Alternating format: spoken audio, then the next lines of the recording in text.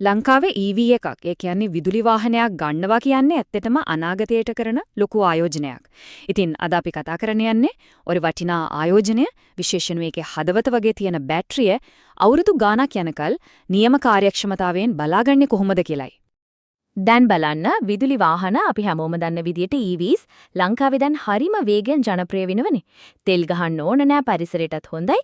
ඉතින් මේක තමයි අපේ ගමන් බිමන් වල අනාගතය කියන එකේ දැන් ප්‍රශ්නයක් නෑ.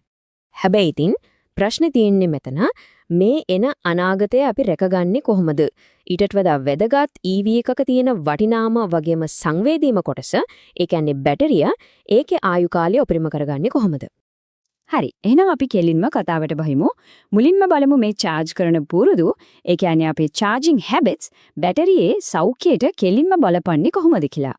හරියට අපි වගේම තමයි EV බැටරි වලට තියෙනවා එයාලා ඉන්න ආසම ගොඩක්ම සුවපහසු මට්ටම.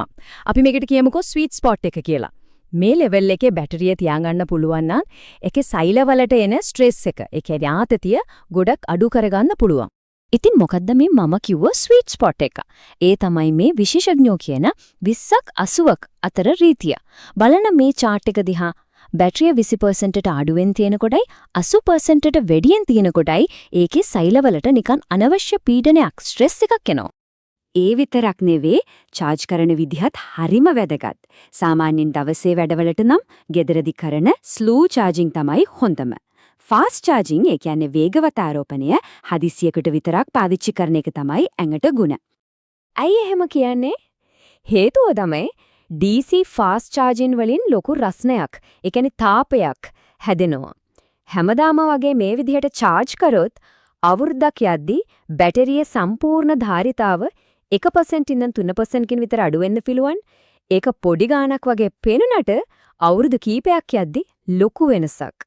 හරි. අපි දැන් හිතමුකෝ වාහනේ සති ගාණක් පාවිච්චි කරන්නේ නැතුව නවත්තලා තිනවා කියලා.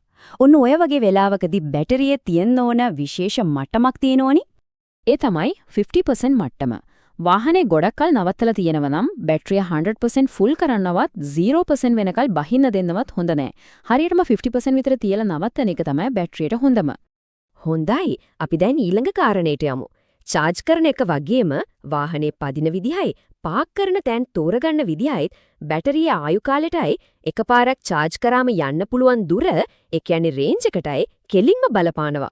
මේ regenerative braking කියන තාක්ෂණයෙන් තියෙන වාසි දෙකක්.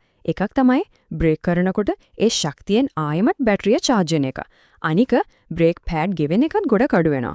ට්‍රැෆික් එකේ යද්දී කඳු පල්ලම් බහිද්දී එහෙම මේක හරිම ප්‍රයෝජනවත්. දෙම් බලමු වාහනේ බර ගැන. නිකරුණේ වාහනේ බඩු පටවගෙන යන එකෙන් වෙන්නේ මෝටරේට අමතර බරක් දෙන එක. ඒ කියන්නේ බැටරියෙන් නිකන් ශක්තිය අපත යනවා කියන එක. ඒක කොච්චර බලපානවද කිව්වොත් වාහනේට පටවන හැම අමතර කිලෝග්‍රෑම් 50කටම වාහනේ රේන්ජ් එක, ඒ කියන්නේ යන්න පුළුවන් දුර 1% ඉඳන් 2%කින් විතර අඩු වෙන්න ඉඩ තියෙනවා. වේගෙත් එහෙමම තමයි. EV එකක් වැඩිම කාර්යක්ෂමතාවයකින් දුවන්නේ පැයට කිලෝමීටර් 60-80 අතර වේගයකදී. ඒත් පැයට කිලෝමීටර් 100ට වඩා වේගෙන් ගියොත් වාත ප්‍රතිරෝධය නිසා විතරක් බැටරිය 20ට වඩා ඉක්මනින් බහින්න පුළුවන්. තව දෙයක්, වාහනේ පාක් කරනකොට පුළුවන් හැම වෙලේම සෙවන තැනක් හොයාගන්න.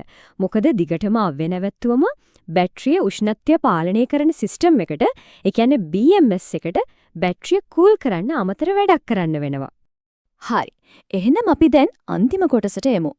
ඒ තමයි EV එකක් තියෙන ඕනම කෙනෙක් දැනගෙන ඉන්නම ඕන නඩත්තු කටයුතු කීපයක් ගැන. මේ කතාව නම් හරිම ඇත්ත. ඒක නිසා තමයි වාහනේ හදපු සමාගමෙන් එවන software updates හරියට install කරගන්න එක වැදගත් වෙන්නේ. ඒ updates වලින් බැටරියේ කාර්යක්ෂමතාව වගේම ආරක්ෂාවත් නිතරම වැඩි දියුණු වෙනවා. ඊළඟට ටයර්. බලන්න EV එකක් බැටරිය නිසාම සාමාන්‍ය කාර් එකකට වඩා 20ට ඉඳන් 30ට විතර බරයි. ඒ නිසාම EV වලටම හදපු විශේෂ ටයර් පාවිච්චි කරන එක හොඳයි. අනික තමයි හරියට ටයර් වල හුලං තියෙනවද කියලා බලන එක. ඒ පුඩි දේ හරියට කළොත් විතරක් රේන්ජ් 5ට ඉඳන් 10ක් විතර වැඩි කරගන්න පුළුවන්. දැන් මම මේ කියන්න යන දේ සමහර වෙලාවට ගොඩක් අය දන්නේ නැතුව ඇති.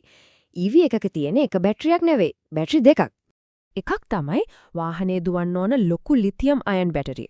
අනිත් එක තමයි ලයිට්, වයිපර් වගේ දේවල් වලටයි වාහනේ ස්ටාර්ට් කරන්නයි පාවිච්චි වෙන පොඩි 12 වෝල්ට් බැටරිය.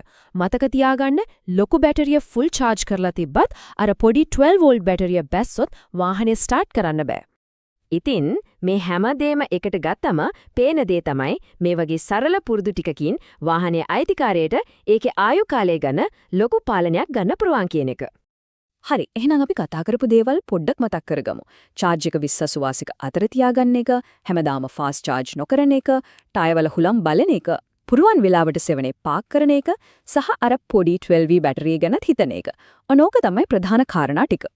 වැදගත්ම දේ තමයි මේවා මුකුත් ලොකු අමාරු දේවල් නෙමේ දවස ගානේ කරන්න පුරුවන් හරිම සරල පුරුදු. මේ පුරුදු වලින් නඩත්තු වියදම් අඩු වෙනවා වගේම බැටරියේ ආයු කාලය තව අවුරුදු ගානකින් දික් කරගන්නත් පුරුවන්. ඉතින් අන්තිමට හිතන්න දෙයක් ඉතුරු කරනවා අදින්නම් පටන් ගන්න මේ වගේ එකම එක සරල පුරුද්දකින් තමන්ගේ වාහනේට තව අවුරුදු කීයක් වැඩිපුර ජීවිතයක් දෙන්න පුළුවන් වෙයිද?